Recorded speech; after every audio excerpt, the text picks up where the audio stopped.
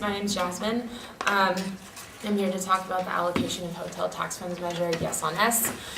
Essentially what our measure does is, without raising the taxes, any taxes, no new taxes, we will allocate revenue towards restoring the arts and expanding arts experiences across the city, as well as helping to end family homelessness. The hotel tax revenue is projected to reach $500 million by 2020.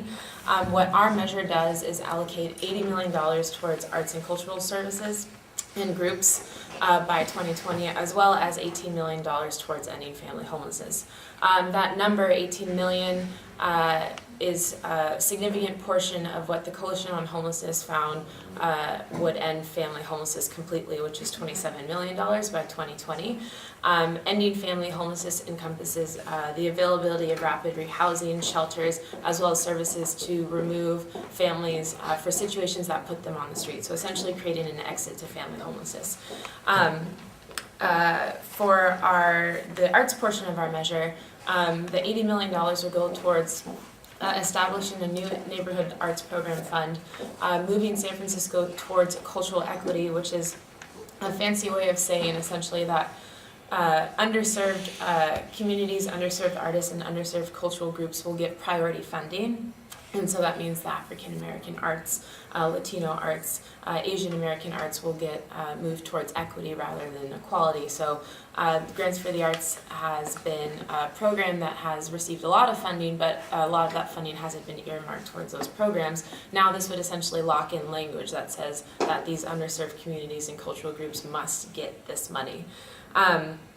The most exciting part about the measure, at least for me, is the coalition behind the measure that took the time to write this. It's 70 plus arts organizations and cultural groups, homeless family service providers, and advocates that have come together to agree on how to allocate this funding.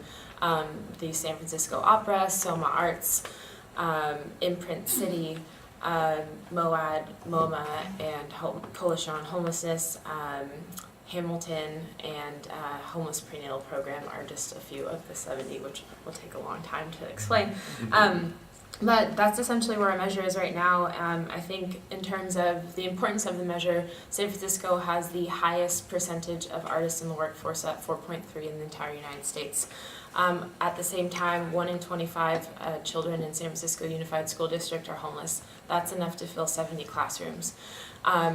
The San Francisco Arts Commission did a study recently that said that 70% of its at-risk artists have been displaced from either their homes or their workplaces, and the remaining 30% feel that that displacement is inevitable. That's 100% of our at-risk artists, and at-risk means your local artist that lives around the corner, that plays at the shows you like to go see, or paints the stuff you like to buy at the neighborhood festivals.